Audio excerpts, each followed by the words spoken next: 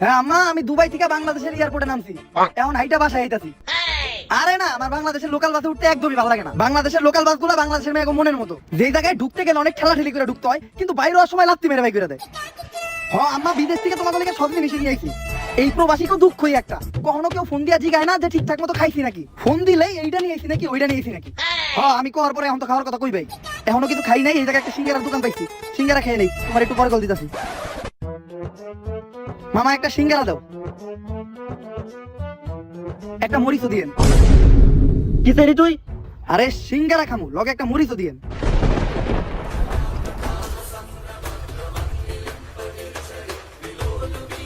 তুই কোন দেশের প্রেসিডেন্ট হইছ যে সামান্য একটা সিঙ্গার লগে তুই মরিচ খাবি?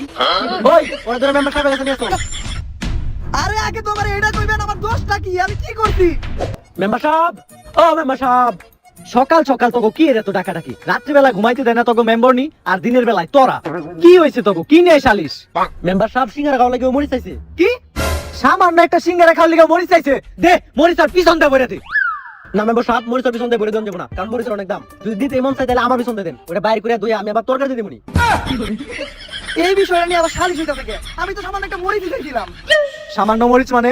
বর্তমানে মরিচের যে দাম তুই জানোস না? বাংলাদেশের সাধারণ কোনো মানুষ মরিচ খাইতে পারে না, বাংলাদেশের হাতে গোনা কয়েকজন ধনী ব্যক্তি মরিচ খাইতে পারে। আমি আমার সমস্ত জায়গা সম্পত্তি বিক্রি কইরা শুধুমাত্র একটা মরিচের পাতা কিনছি। প্রতিদিন তরকারি রান্না করার আগে ওই মরিচের পাতা তরকারিতে চুবাই, পরে ওই তরকারি আমরা খাই, পরে ওই মরিচের পাতায় আবার ফ্রিজে রাখা দেই, পরের বার তরকারিতে চুবামু দেখা। এইভাবেই চলতেছে বাংলাদেশের মানুষের মরিচ ছাড়া জীবন। কি বাংলাদেশে এত কিছু ঘটে গেছে? আমি তো আগে তাহলে দুবাই থেকে স্বর্ণ না নিয়ে এই একটা মরিচের গাছ নিয়ে আইতাম। তার মানে তুই বাংলাদেশে ছিলি না? যা, এবারকার মতো তোর মাফ করে দিলাম। বাংলাদেশের মানুষের কাছে টিয়া পয়সা চাবি দিয়া দিব, জায়গা সম্পত্তি চাবি লেখা দিব, কিন্তু মরিচ চাবি একদম ডাইরেক্ট ভইরা দিব। তাই মরিচ চাওয়ার মতো ভুল দ্বিতীয়বার আর করিস না। ঠিক আছে মেম্বার সাহেব। কইলো মেম্বার নি, ডাল খাইতে মন চাইছে, ফ্রিজ থেকে মরিচের পাতাটা বাইর করো, একটা চাটা দেই। অনেক খোঁজার পর শুধু এক পিসি পাইছি। কই মালটা দে। আগে টাকা ধরেন, চেক করে লন মালটা ঠিকঠাক আছে কিনা। আরে এটা তো আমারটা থেকে ছোট। সাইন্টিস্ট, তুই যে টাকা দিছস এটা থেকে আর বড় পাওয়া যাবে না। যেই টাকা দিছি মানে একটা মরিচের লাগে 1 কোটি টাকা দিছি। এইবার তাও 1 কোটি টাকা একটা মরিচ পাইছস, সামনের বার পাবি মরিচের বটা। যেটা দিছস ওটা নিয়ে খুশি থাক। সমস্যা নাই, আমার রিসার্চ করার লাগা এই মরিচ যথেষ্ট।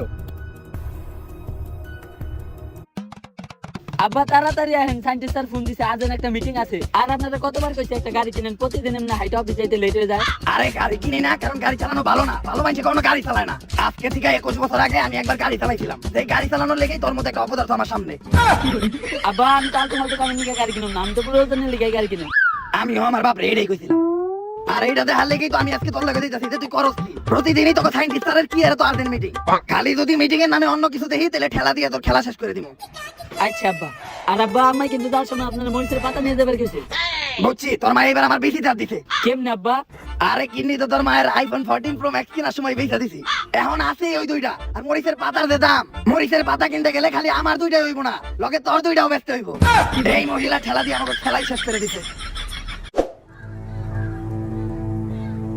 সাইন্টিস্ট স্যার, আপনি আপনার ল্যাব বাদ দাম করে জঙ্গলে ডাকলেন কেন? এটাও আমার আরেকটা ল্যাব, যেটার কথা আমি স্যার আর কেউ জানে না। আর আজকে তোর একটা ইম্পর্টেন্ট জিনিস দেখাবো।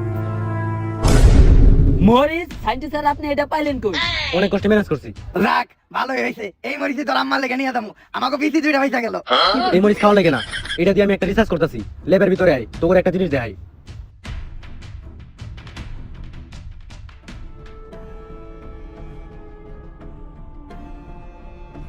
এইটা দিয়ে ঢোকার সময় আমার এক্সের কথা মনে পড়ে গেল।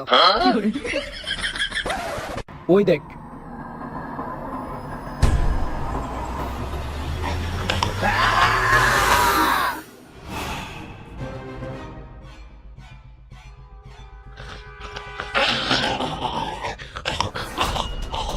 সাইন্টিস্ট, এটা কি আছিল? বই পাওয়ার কিছু নাই, এটা আমার বউ। আরে ভয় তো আমি পাই নাই, ভয় আমার পোলা পাইছে। ছিলাম তো আপনি দিছিলেন। কিন্তু আপনার বউর এই অবস্থা কে? আসলে বাংলাদেশে মরিচের দাম বাড়ার পর থেকে কোন সাধারণ মানুষ মরিচ কিনে খেতে পারে না, তাই আস্তে আস্তে বাংলাদেশ থেকে মরিচ বিলুপ্ত হওয়া শুরু করে। আর জাল কুড়া মরিচ খেতে না পারিয়া পাগলের মতো আচরণ করা শুরু করে। তাই আমি একজনের টেস্ট করি, আর টেস্ট করার পর জানতে পারি ওর মধ্যে নতুন একটা রোগ সৃষ্টি হইতেছে, যেটার নাম জালাতঙ্ক। আর এই রোগের আক্রান্ত মানুষ যদি মরিচ খেতে না পারে, তাহলে তারা পাগলের মতো অস্বাভাবিক আচরণ করা শুরু করে, আর একটা সময় তারা মানুষ খাওয়া শুরু করে। সাইন্টিস্ট স্যার, এটার কোনো মেডিসিন নাই? আমি অনেক রিসার্চ করছি, আর সবশেষে যেটা জানতে পারলাম এই রোগের মেডিসিন হলো শুধুমাত্র মরিচ। আব্বা আম্মা তো অনেক জাল খায়, তাইলে তো আম্মা এই রোগে আক্রান্ত হইবো। আলহামদুলিল্লাহ, আল্লাহ তোমার কাছে কত দোয়া করছি। আমি সব সময় নামাজ পড়ে খালি এই দোয়াটাই করতাম, এমনকি আমি তাহাজ্জুদের নামাজ পড়ে এই দোয়াই করছি যে এই দুনিয়াতে এত মানুষ মরে, এই মহিলা কেন মরে না? কোন একটা রোগ দিয়া এই মহিলারে তুমি উঠায় নাও, এট লাস্ট তুমি আমার দোয়া কবুল করছো, আমিন। আব্বা, আম্মা যদি মানুষ খাওয়া শুরু করে তাইলে সর্বপ্রথম কিন্তু আপনারাই খাইবো। সাইন্টিস্ট এমনি হোক এই রোগের যে কোনো একটা ব্যবস্থা করতে হইব, কিন্তু মরিচের যে দাম, বাংলাদেশে মরিচ কোনে পাবো? আমার লাইব্রেরিতে একটা বই আছে যেটা 1 বছর আগে মাইকেল দুধসূদন দত্ত লিখে গেছিল। এটা মাইকেল দুধসূদন দত্তের সেই বই। এই বই একটা গ্রামের নাম লেখা আছে, যে গ্রামের মাটিতে শুধুমাত্র মরিচের চাষ হয়। তাইলে তো ভালোই, আমরা ওই গ্রামের মানুষের লগে কথা কই, কথাবার্তা কই, ওই গ্রাম থেকে মরিচ আনাই। কিন্তু একটা সমস্যা আছে, ওই গ্রামের মানুষ শাকসবজি খায় না। তাইলে তো আরো ভালো, ওরা শাকসবজি খায় না মানে ওরা মরিচও খায় না। অগোগার থেকে মরিচ আনবো, আমাকে টাকাও দেওয়া লাগবে না। আরে ওরা সবাই আদমখোর, ওরা মানুষ খায়। আর এই বইটা যে লিখছে সে নিজে ওদের থেকে বাঁচতে পারে না, তাই এই বইটাও সম্পূর্ণ রয়ে গেছে। ওই গ্রামে যাওয়ার রাস্তা তো ঠিকই লিখছে, কিন্তু আসার রাস্তা লিখতে পারে নাই। কিন্তু ওই গ্রাম সম্পর্কে সবকিছু এই বই লেখা আছে, পড়ে দেখেন। আজ থেকে 1 বছর আগে দুধসূদন দত্ত স্বপ্নে দেখে যে 1 বছর পর মরিচের দাম অনেক বাইরে যাইব। আর ওই স্বপ্নে দুধসূদন দত্ত একটা গ্রামও দেখে, যে গ্রামটা অনেক আজব, আর ওই গ্রামে শুধু মরিচেরই চাষ হয়। তাই দুধসূদন দত্ত ওই গ্রামের ব্যাপারে আরো জানতে ওই গ্রামে চলে যায়। ভাইয়া, আমি আপনাকে ওই ঝালগ্রামের একজনের খুঁজতেছিলাম। আসলে আমি এই গ্রামে নতুন তো, তাই আমি একটা বই লিখবো। যার লেগে এমন একজন মানুষের আমার দরকার ছিল যে এই গ্রাম সম্বন্ধে খুব ভালোভাবেই জানে। ও, এর লেগে তো আপনার কারণ আগে এই গ্রামে দিই নাই। মাইসেলফ দুধসূদন দত্ত, নাম করা কবি। কবি কি? বইয়ে থাকে না কবিতা, ওই কবিতারই কবি আমি। বই কি? আরে পড়ালেখা করে না বই দিয়া? পড়ালে কি? বুঝছি, এই গ্রামে এখনো শিক্ষিত হইতে পারে নাই। এই গ্রামের প্রত্যেকটা মানুষ এক একটা ফুল। ফুল আছে আমার গ্রামে, অনেক ফুল আছে। আরে ফুল মানে বোকা, গাধা। গাঁদা ফুল আছে। এই অশিক্ষিত লোকের কথা দিয়ে লাভ নাই।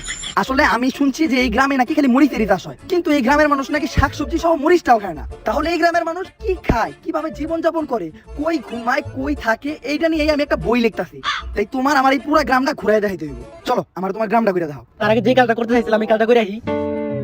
কি কাজ? একটু হাগমু। হাগমু কি? অফ, ডিসগাস্টিং গ্রামের মানুষ। হাগমু না প্রিয়, ওইটারে পায়খানা করবো বলতে শিখে।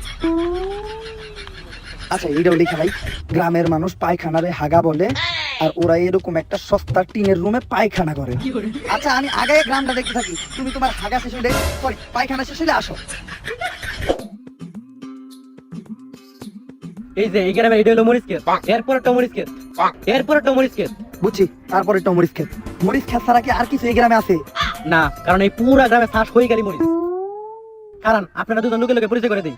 এই মুখলেস, ওই মুখলেস, এদিকে আয়, তোকে একজন লোকে পরিচয় করে দেই।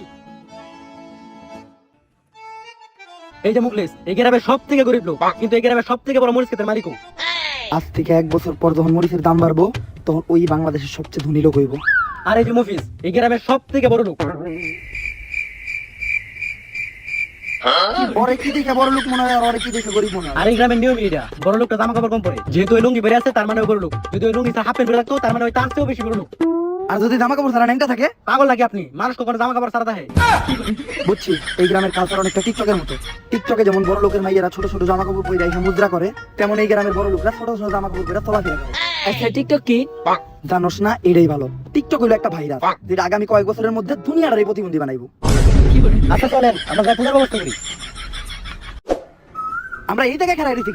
আর আজকে আমাকে পূজা, আজকে আমাকে জীবনদাতা এখানে আইবো, যে যতটুকু মরিচ দিব আমাকে জীবনদাতা আমাকে ততটুকু জীবন দিব। ওই যে আয় পড়ছে, সবাই প্রস্তুত হয়ে যাও। মরিচ না দিলেই দিব যাতা, মরিচ না দিলেই দিব যাতা। আমাকে জীবনদাতা। এই বাবারে সবাই মরিচ দে। আর বাবা, এবার সব থেকে বেশি মরিচ নিয়েছি আমি, আমারে বেশি জীবন দিতে হইব। এইটা আবার কি মন জীবন? বেশি কম মাইপা দেওয়া যায়? এই নেন বাবা মরিচ, এখন আমারে আমার জীবন দেন।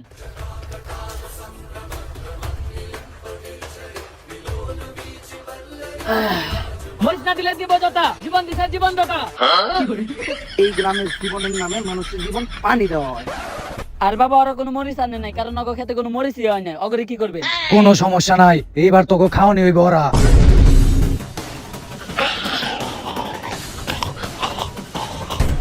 এইটা কি হইতাছে? ও আপনারা তো একটা কথা কয় না, এই গ্রামের মানুষ কই থাকে, কই ঘুমায়, কেমনে আগে সবই তো জানলেন। কি খায় এটা জানবেন না? আর এই গ্রামের মানুষ তো আদমখোর, সবাই মানুষ খায়। আরে আপনি কই যান? আপনি বইলে হা পারবেন, বইলে হা পর্যন্ত আপনার খাবো না। কি রে, ও এই গ্রামের না? না, ওই তো এই গ্রাম নিয়ে বই লিখতে আইছে। তাড়াতাড়ি ধরো রে, একবারে গিলে খেয়ে ফেলা।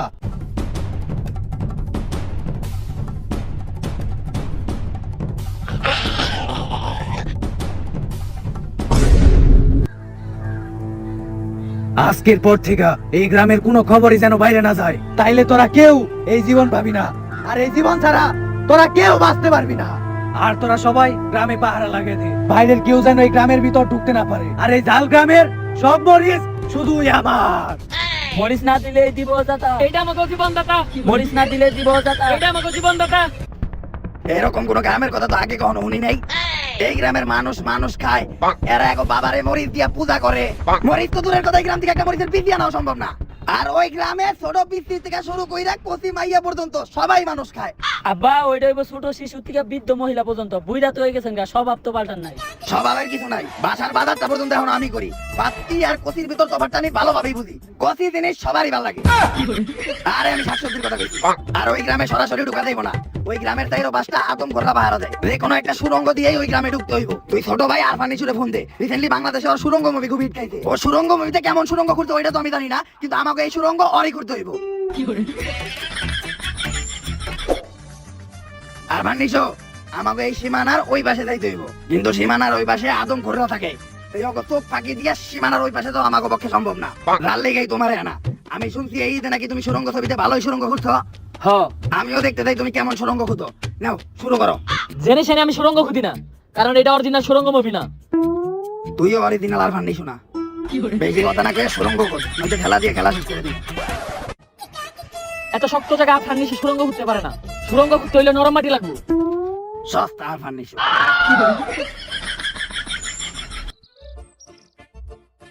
এই জায়গাটাই নরম মনে হইতাছে। ও মা গো, বাতি যারা কান্ডা করছিল কি সবাই তো খুব দিয়ে আমার জুকাইতে হালাইছিলে। কাকা আপনি এই জায়গায় কি করতেছিলেন? আমি তো এই নরম জায়গায় একটু গরম জিনিস ছাড়তাইছিলাম, তোমরা এই জায়গায় কি করো? কাকা এই যে সস্তা আর ফান্ডি শো, শক্ত জায়গায় সুরঙ্গ খুঁজতে পারে না, তাই ওরে নিয়ে এই নরম জায়গায় আইছি সুরঙ্গ খোঁজার লেগা। বাতি যাও যেমনি কোদালটা চালাইছে, খালি আমার বোনের সাইডটা গেছে দেখা, আরেক কইলে তো আমার বাঘ মরে যেত। কাকা আপনিও পুরো হয়েছেন, বাঘও পুরো হয়েছে, ওই বাঘ দিয়ে ইয়া করবেন কি? বাতি যা ওই বাঘটা কি করি না করি ওইটা তোমার কাকি রেজি গাইও। আর বাতি যা মনে রাখবা, ক্ষুধার্ত বাঘ আর বৃদ্ধ বাঘ দুইটাই খুব ভয়ঙ্কর, ওইটাও তোমার কাকি রেজি গাইও। আচ্ছা কাকা আপনি ঘরে নিয়ে থেকে সুরঙ্গ খুঁজতে হইব, আমরা সীমানার ওই পাশে যাবো। বাতি যা সীমানার ওই পাশে যা কি করবা? কাকা সীমানার ওই পাশে নাকি মরিচ চাষ হয়, মরিচ আনতে যাবো। কি কো বাতি যা, মরিচ চাষ হয়? তোমার কাকিও তো মরিচ খুব পছন্দ করতো, কিন্তু দুর্ভাগ্যবশত মরিচ খাইতে না পাইরা কি জানি রোগ হইছে, এখন খালি আমারে খাইতে চাই। তার মানে রোগটা ছড়ানো শুরু করছে, তাড়াতাড়ি মরিচের ব্যবস্থা করতে হবে। কাকা তাহলে আপনিও চলেন আমাকে লাগে, সস্তা আর ফান্ডি শো, সুরঙ্গ খোঁজা শুরু কর।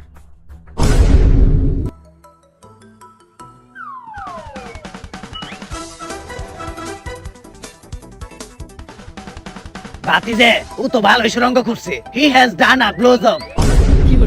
কাকা ব্লোজব মানে? ভালো কাজ করছে। আরে কাকা ওটা ব্লোজব হইব না, ওইটা হইব he have done a great job, মানে ও ভালো কাজ করছে। ব্লো জব তো খারাপ না বাতি যা, তোমার কাকি রেজি গাইও। আব্বা মরিচ পাইছি। এই লক্ষ লক্ষ কোটি টাকার মরিচ এই গ্রামের রাস্তাঘাটে বইরা থাকে, তাইলে বুঝ এই পুরা গ্রামে কত মরিচ থাকতে পারে। আমরা তো পুরা কোটিপতি হয়ে গেলাম।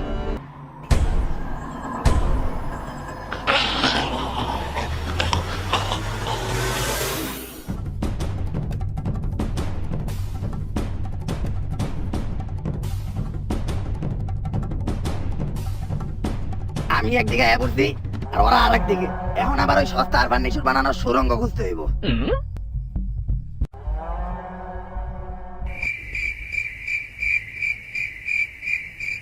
শুনলাম এই গ্রামে নাকি অন্য শহর থেকে আসা কোনো মানুষ ঢুকছে। হ বাবা, মানুষ ছাড়া অন্য কোনো কিছু খাওয়া যাবে না, যা অগরে খা।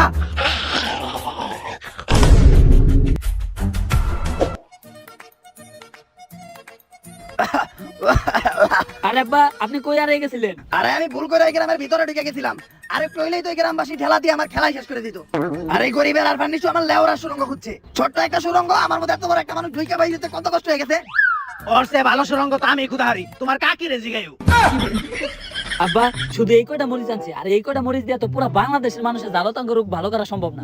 একটা উপায় আছে, এক্সপেরিমেন্ট করার লাগে আমি একটা মরিচ ব্যবস্থা করছিলাম। যদি ওকে বছর লাগে কত হইতে পারি, তাহলে আর অনেক মরিচ ব্যবস্থা করা সম্ভব, কিন্তু এর লাগে তো অনেক টাকার প্রয়োজন। আমরা সবাই তো গাঙ্গাল, যদি জায়গা সম্পত্তি থাকতো তাহলে ওগুলো বেচা হইলো টাকার ব্যবস্থা করতে পারতাম। জায়গা সম্পত্তি নাই চাই গেছে, আপনার শরীরে এমন দুটো জিনিস আছে যেগুলোর দাম 72 লাখ টাকা, কিন্তু নিজের এত বড় সম্পত্তি দিব কেডা? বাতি যা আমি দিব না, আমার এই দুইটা জিনিস অনেক মূল্যবান, বিশ্বাস না হলে তোমার কাকি রেজি গাইও।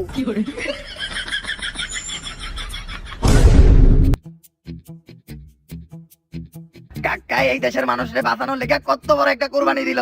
হে উপরওয়ালা, তুমি কাকার কোরবানি কবুল করে নিও। আমিন। তোকে বস কই? এইটাই আমাকে বস, এই শহরের সব থেকে বড় মরিচের ডিলার। আরে দেই কেমন হয়, মরিচ তো দূরের কথা, ও মরিচের পাতাও দিতে পারবো না। আমায় চুষে চুষে খা, আমায় গিলে গিলে খা, আমায় চুষে চুষে খা। আরে আমি তো মস্করা করতেছিলাম, ভাই ব্রাদারের মাঝখানে এরকম একটু দুষ্টামি চলেই। আচ্ছা কাজের কথা আহি, বাংলাদেশে একটা রোগ ছড়াইতেছে যার নাম ঝালতাঙ্ক। এই রোগ থামানোর জন্য আমাকে অনেক মরিচ দরকার। দেওয়া যাবে, সমস্যা নাই, আগে টাকা। টাকা তো নাই, কিন্তু আমার কাছে দুইটা চেক আছে, যেই চেক বাংলাদেশের যে কোনো মেডিকেল ভাঙাইতে পারবেন। মেডিকেলে ভাঙাইতে পারো মানে? এটা আবার কেমন চেক? এটা হইলো মানুষের শরীরের সবচেয়ে দামি জিনিস, যেই দুইটার দাম হইলো 72 লক্ষ টাকা। আর আমরা যে দুইটা নিয়েছি, এই দুইটা কিন্তু একটু বেশি স্পেশাল, বাড়তি জিনিস। মার্কেটে যেগুলো অ্যাভেলেবেল আছে তার থেকে এটা একটু বেশি দামে বেচতে পারবেন। চলবো, মাল দুইটা নিয়ে আর ওকে মরিচ দেওয়ার ব্যবস্থা কর। ওহ, আজকে অনেক গরম পড়ছে, একটু পানি খাইতে পারলে ভালো লাগতো। খারা, পানি আমার কাছেই আছে, এই নে। জীবন, এই পানির বোতল তো আমি কোনো একখানে দেখছি। ও, এই পানি তো আমি ওই জালগ্রামের বাবার কাছে দেখছি। তার মানে তুই ওই জালগ্রামের বাবার সাথে থাকস।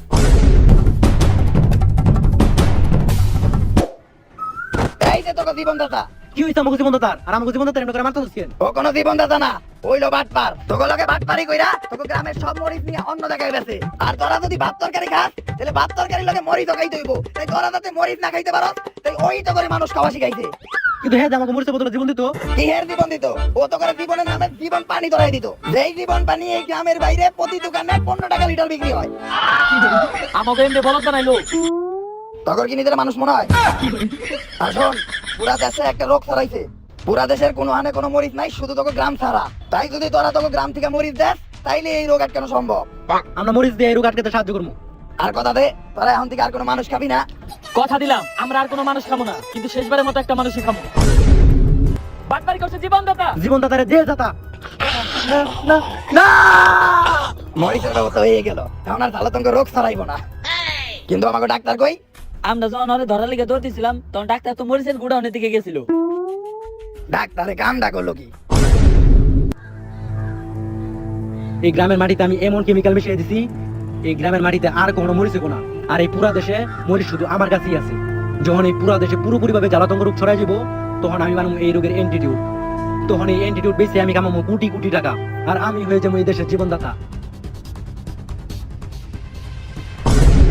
গাইস, যদি ভিডিওটা ভালো লাগে লাইক করে শেয়ার সাবস্ক্রাইব করে দাও। আর গাইস, এই ভিডিওর কোন পার্টটা সবচেয়ে বেশি ভালো লাগছে ওটাও কমেন্টে জানাও। আর তোমরা কি এই ভিডিও নেক্সট পার্ট চাও নাকি এটাও কমেন্টে জানাও। আর গাইস, এবার তোমাদের জন্য আমি একটা চ্যালেঞ্জ দিতে চাইছি, যদি এই ভিডিওতে 15,000 কমেন্ট তোমরা করে দিতে পারো, তাহলে আমি আমার নেক্সট ভিডিও বানাবো ডেঞ্জারাস ডিসিশন নিয়ে। আমি জানি তোমাদের টিচারের এপিসোডগুলো খুবই বেশি পছন্দ, তো সামনে তো এইচএসসি এক্সাম আসতেছে, এই নিয়ে কি একটা লাড়াচাড়া দিমু নাকি? যদি তোমরা চাও ফটাফট কমেন্ট করো। আজকের মতো এই পর্যন্তই, দেখা আমাদের নেক্সট ভিডিও কিন্তু খুব তাড়াতাড়ি আসতেছে। আর এইবার আমি প্রমিস ভাঙবো না। তো আল্লাহ হাফেজ।